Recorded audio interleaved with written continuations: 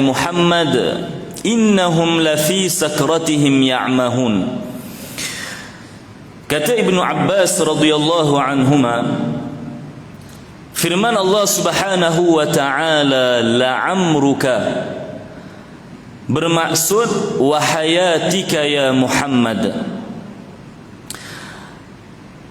Muslimin yang dirahmati oleh Allah Subhanahu wa taala, firman Allah Subhanahu wa taala la'amruka, ia datang dengan makna wahayatika ya Muhammad, yang membawa makna satu sumpah daripada Allah Subhanahu wa taala. Kerana waw di sini wahayatika ya Muhammad adalah wawul qasam, waw sumpah.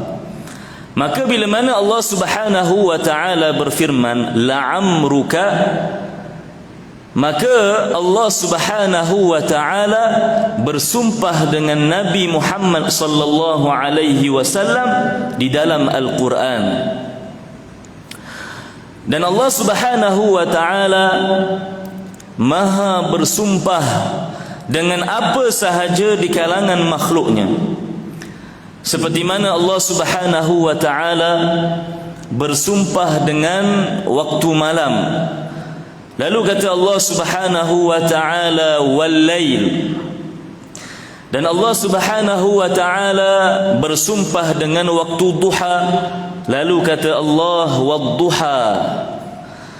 Dan seperti mana Allah Subhanahu wa taala bersumpah dengan buah tin dan buah zaitun, lalu kata Allah wat-tini waz-zaitun.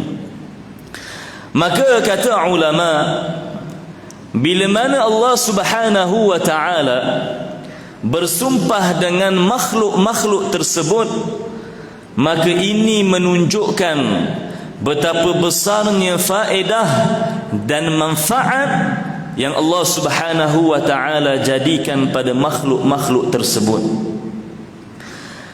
Tetapi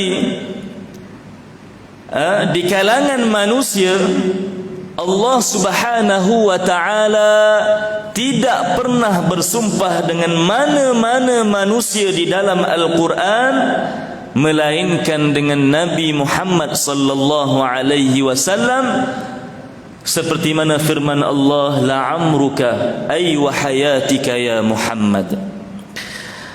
Maka muslimin dan muslimat yang dirahmati oleh Allah Subhanahu wa taala, Allah Subhanahu wa taala tidak bersumpah dengan mana-mana manusia di dalam Al-Quran melainkan dengan baginda sallallahu alaihi wasallam.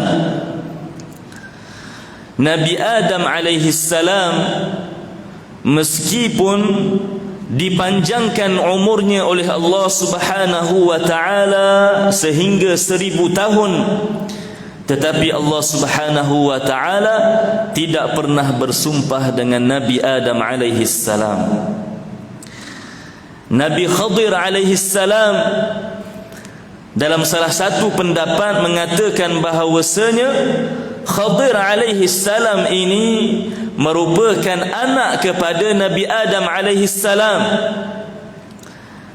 Dan para ulama juga berselisih pendapat, adakah Khadir ini masih lagi hidup ataupun telah meninggal dunia? Ada pendapat yang mengatakan Khadir masih lagi hidup sehingga ke hari ini.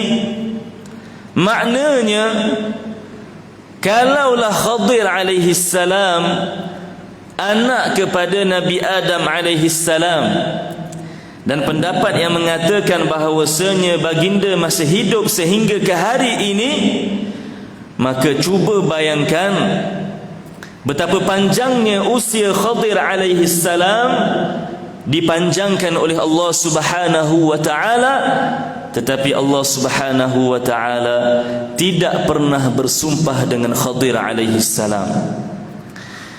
Nabi Isa alaihi salam, kita sebagai umat Islam wajib meyakini bahawasanya Nabi Isa tidak pernah disalib, bahkan diangkat ke langit kedua dan masih lagi hidup sehinggalah datangnya hari kiamat. Turun baginda sallallahu alaihi wasallam ke muka bumi.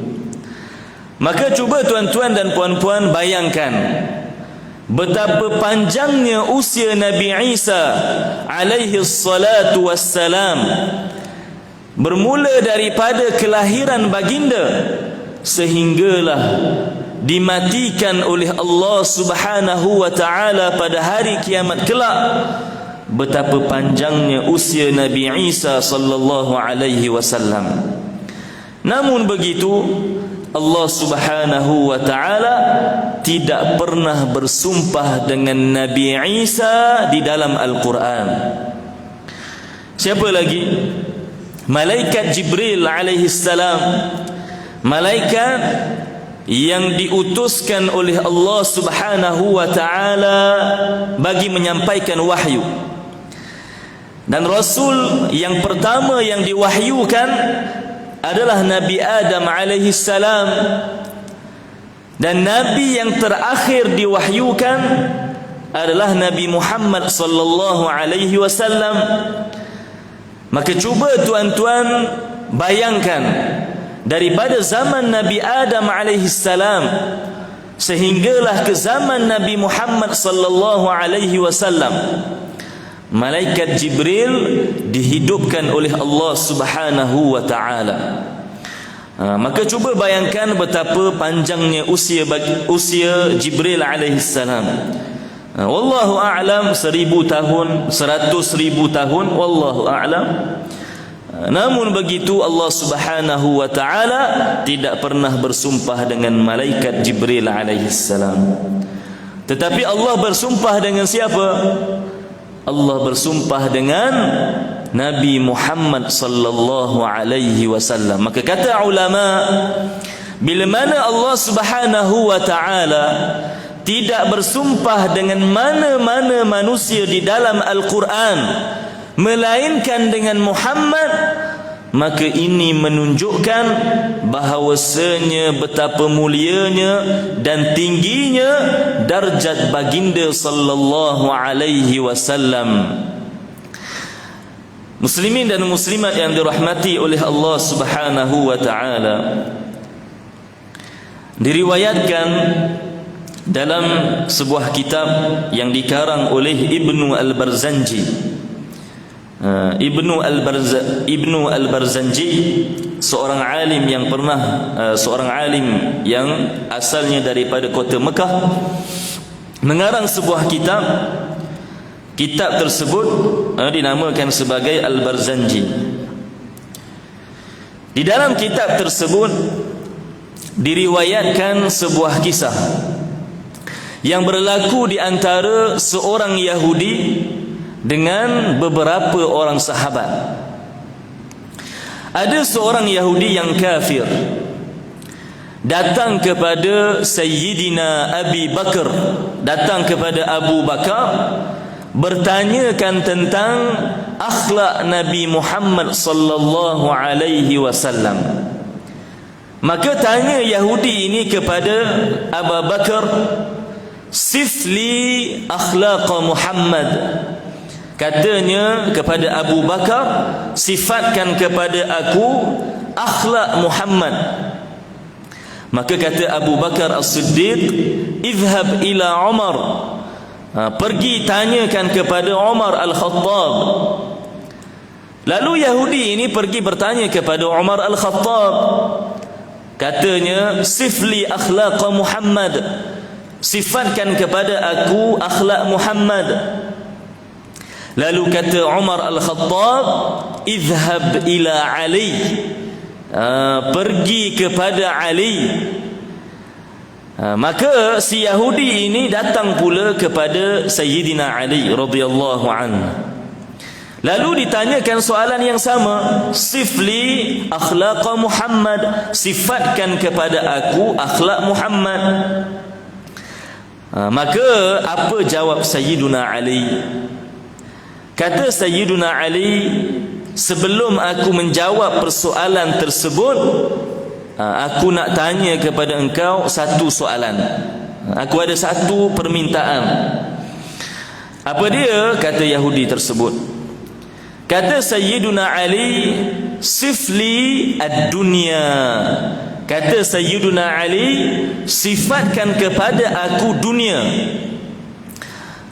Maka kata si Yahudi tersebut, bagaimana aku ingin menyifatkan dunia? Dunia ni macam-macam tuan-tuan. Apa yang ada di bumi, apa yang ada di langit, kelazatan dunia, perhiasan dunia, macam-macam benda yang kita tak boleh nak sifatkan hanya dengan beberapa perkataan. Tak boleh. Maka kata Yahudi tersebut, bagaimana aku nak menyifatkan dunia? Maka jawab Sayyiduna Ali, Allah Ta'ala berfirman, qul mata'ud dunya qalil. Katakanlah bahawasanya perhiasan dunia itu sedikit sahaja. Maka kata Sayyiduna Ali, aku bertanya kepada engkau, aku meminta kepada engkau, sifatkan bagaimanakah dunia ini. Engkau tak mampu nak jawab. Kemudian kamu bertanya kepada aku, akhlak seseorang yang Allah Subhanahu wa taala katakan dalam Al-Quran, wa innaka la'ala khuluqin azim. Kata Sayyiduna Ali. Maknanya kata Ali, apa yang dimaksudkan? Kata Ali, kalau aku tanya tentang dunia pun kau tak mampu nak sifatkan, macam mana engkau tanya kepada aku akhlak seseorang yang Allah Subhanahu wa taala memujinya sendiri di dalam Al-Quran. Lalu kata Allah, sesungguhnya engkau wahai Muhammad memiliki akhlak yang agung. Maka terdiam Yahudi tersebut. Lalu pada ketika itu juga dia memeluk agama Islam, terpegun dengan kehebatan Rasulullah sallallahu alaihi wasallam. Terpegun dengan kehebatan Rasulullah sallallahu alaihi wasallam.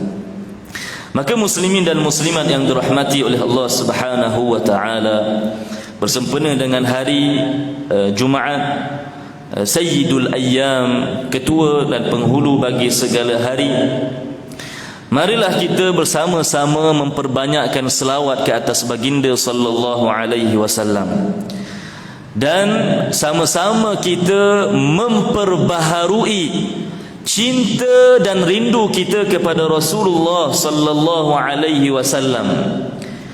Dan sesungguhnya cinta kepada Nabi, padanya keberkatan bagi diri seseorang. Diriwayatkan dalam Sahih Al-Bukhari dan Muslim.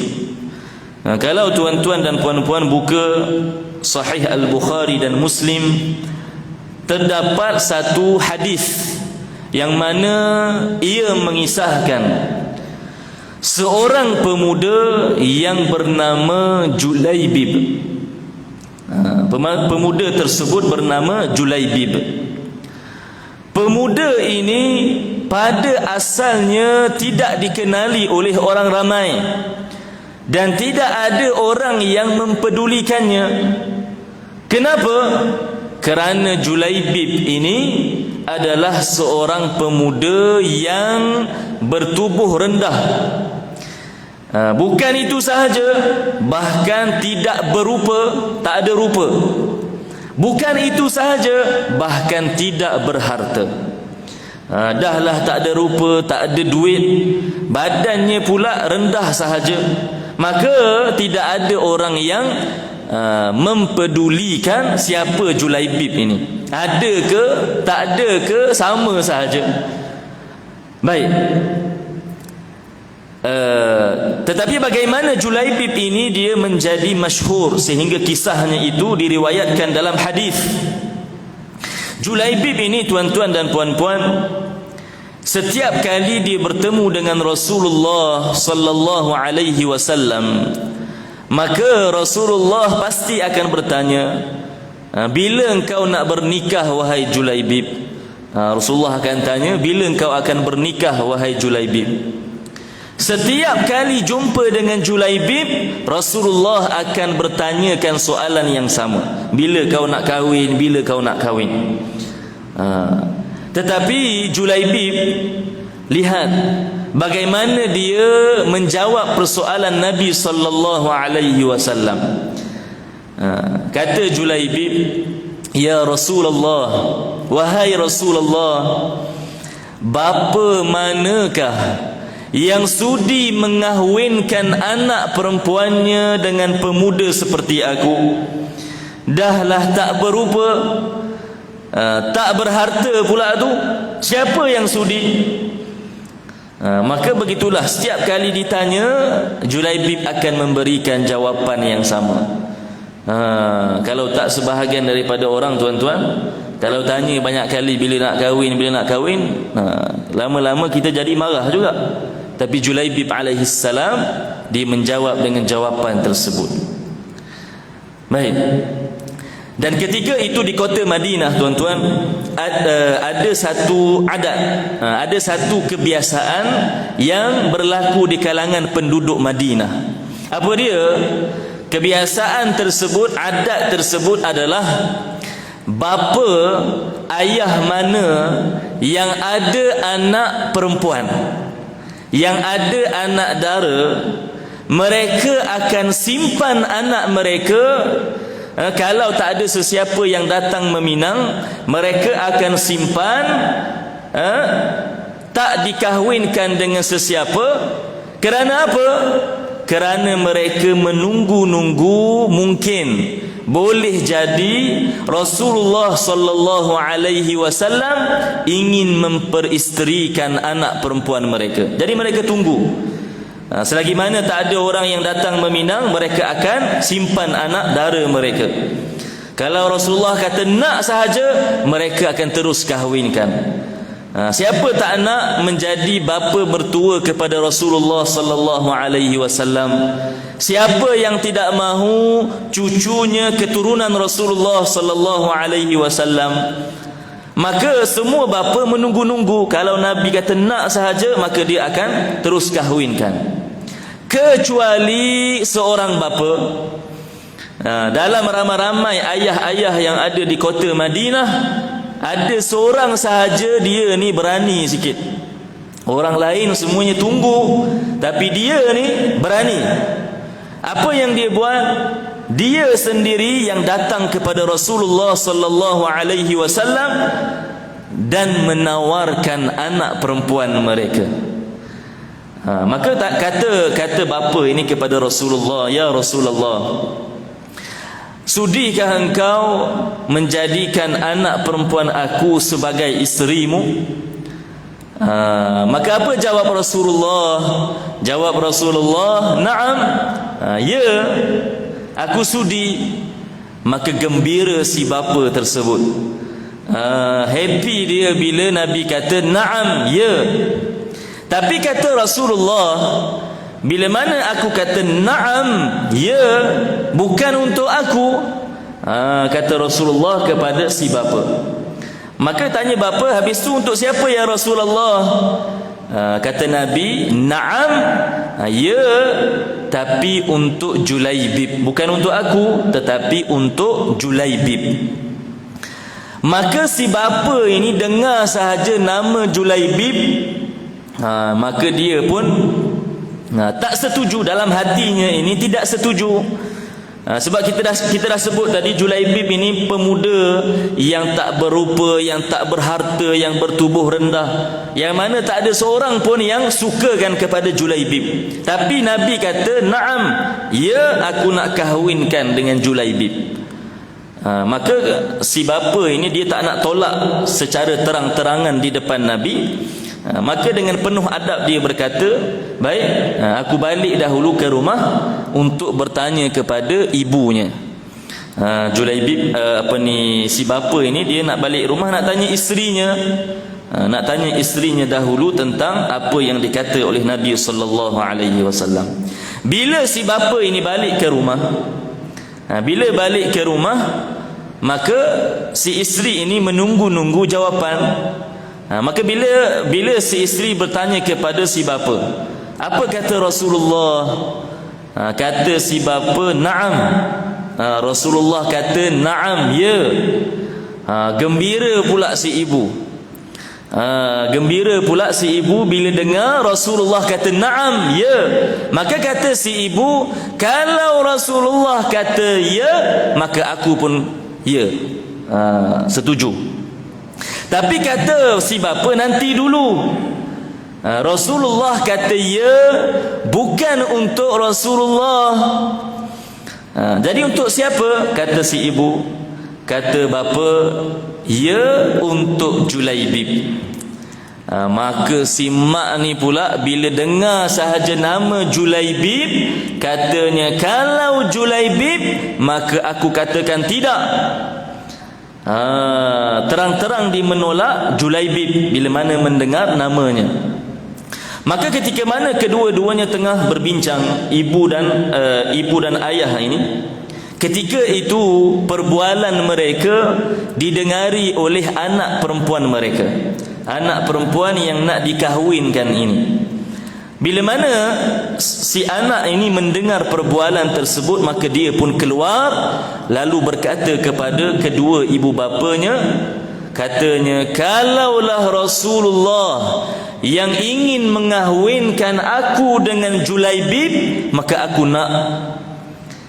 Bukan sebab dia sukakan Julaibib, tidak, tetapi kerana Rasulullah sallallahu alaihi wasallam yang memilih Julaibib untuknya. Maka ibu dan bapa ini tak ada pilihan melainkan hanya akur dengan apa yang dikata oleh si anak. Maka dibawalah anak perempuan itu bertemu dengan Rasulullah sallallahu alaihi wasallam. Maka kata si bapa, ya Rasulullah, ini anak aku, kau kahwinilah dia dengan sesiapa sahaja yang kamu mahu. Maka diringkaskan cerita, berkahwinlah akhirnya Julaibib dengan anak perempuan lelaki tersebut. Setelah mana sahnya akad, baru sahaja lepas kahwin, tiba-tiba datangnya seruan jihad. Datang seruan jihad. Makna disebutkan oleh perawi hadis, mereka baru sahaja berkahwin dan tidak sempat berhubungan badan, tak sempat nak duduk sekali, dah sampai seruan jihad. Maka Julaibib lepas sahaja dah bernikah tersebut, maka keluar bersama dengan lelaki-lelaki yang lain untuk berjihad di jalan Allah. Maka berlakulah peperangan dan diringkaskan lagi. Setelah mana selesainya peperangan, tentera Islam kebiasaan mereka bila mana dah habis peperangan, mereka ni akan menulis. Mereka akan catat siapa yang masih hidup. Kalau ada yang hidup, siapa yang tercedera. Kalau ada yang mati, berapa orang yang mati syahid, mereka akan melakukan catatan tersebut, nak bagi laporan kepada Rasulullah sallallahu alaihi wasallam. Maka setelah mana selesainya peperangan, bila mana dilaporkan nama-nama yang tercedera, yang mati syahid, bila disebutkan nama-nama tersebut, Rasulullah mendapati tak ada nama Julaibib. Yang hidup pun tak ada, yang cedera pun tak ada, yang mati pun tak ada. Maka tanya Rasulullah, aina Julaibib? Mana Julaibib? Nampak tak betapa sahabat tidak mempedulikan Julaibib. Hatta kalau dia hidup atau mati pun tak ada sesiapa yang kisahkan dia. Maka tidak ada nama Julaibib dalam senarai. Tapi Rasulullah mencari-cari mana Julaibib.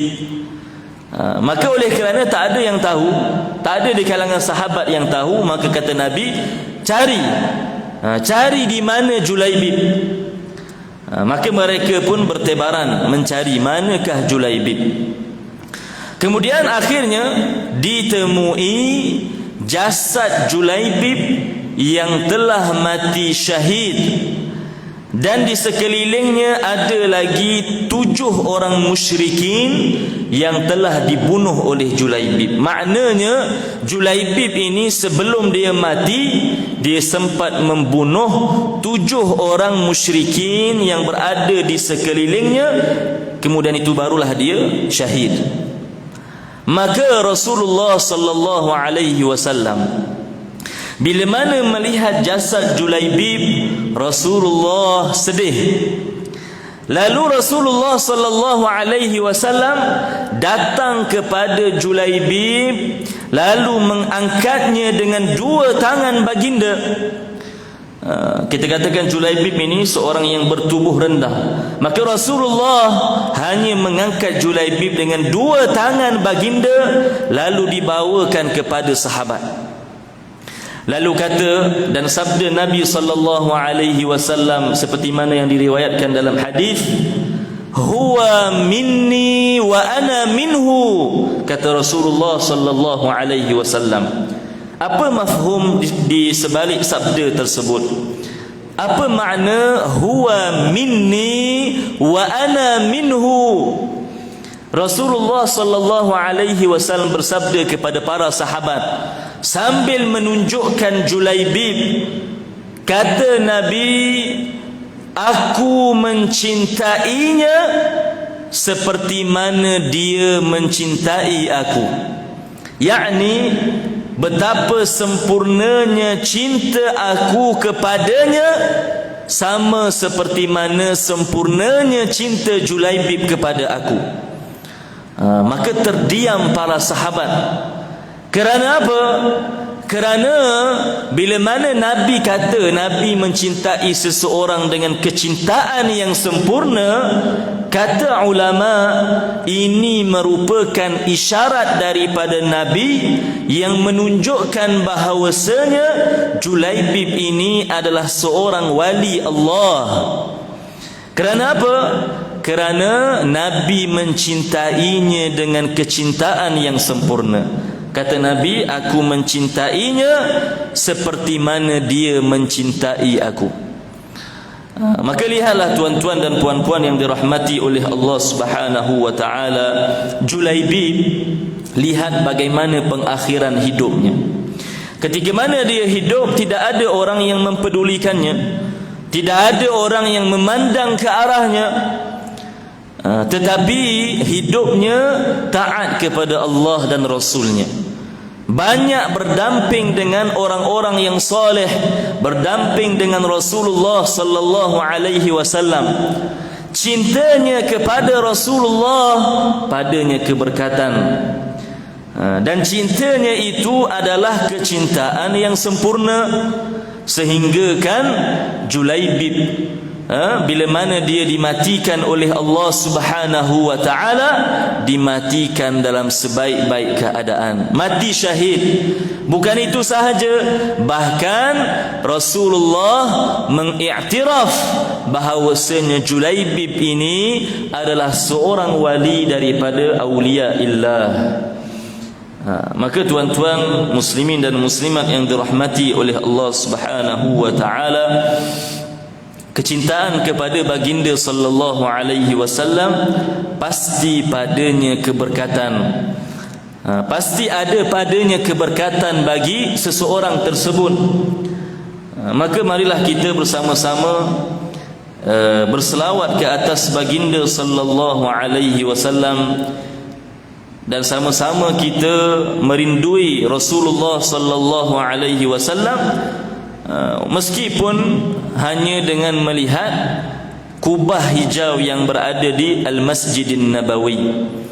Bila mana seseorang itu dia mencintai seseorang yang lain, tak dapat tengok wajah sekalipun, cukuplah kalau tengok barangan milik orang yang dicintainya.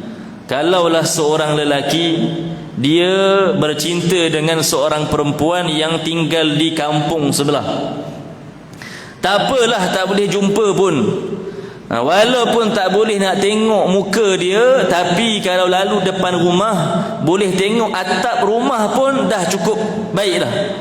Dah boleh mengubat rasa rindu pada orang yang dicintainya. Maka begitu juga dengan Rasulullah sallallahu alaihi wasallam. Walaupun kita tidak dapat melihat wajah baginda sallallahu alaihi wasallam, sekurang-kurangnya bila mana kita melihat kepada kubah hijau tersebut di Al-Masjidin Nabawi, kalau tuan-tuan semua, saya rasa semua maklum bahawasanya di Masjidin Nabawi itu hanya ada satu kubah yang berwarna hijau. Di bawah itu disemadikan jasad baginda sallallahu alaihi wasallam. Maka hanya dengan melihat kubah tersebut, seseorang itu boleh melepaskan rasa rindunya kepada Rasulullah sallallahu alaihi wasallam. Maka sama-sama kita berselawat ke atas baginda sallallahu alaihi wasallam. Allahumma salli ala sayyidina Muhammad wa ala ali sayyidina Muhammad. Dan mudah-mudahan Allah Subhanahu wa taala merezekikan kita agar menziarahi baginda sallallahu alaihi wasallam di Madinah. Mudah-mudahan Allah Subhanahu wa taala mengurniakan kita syafaat baginda sallallahu alaihi wasallam di hari akhirat dan merezekikan kita untuk bersahabat dengan baginda sallallahu alaihi wasallam di dalam syurga. Amin ya rabbal alamin. Barakallahu fikum wa ahsanallahu ilaikum wa jazakumullahu khaira. Assalamu alaikum warahmatullahi wabarakatuh.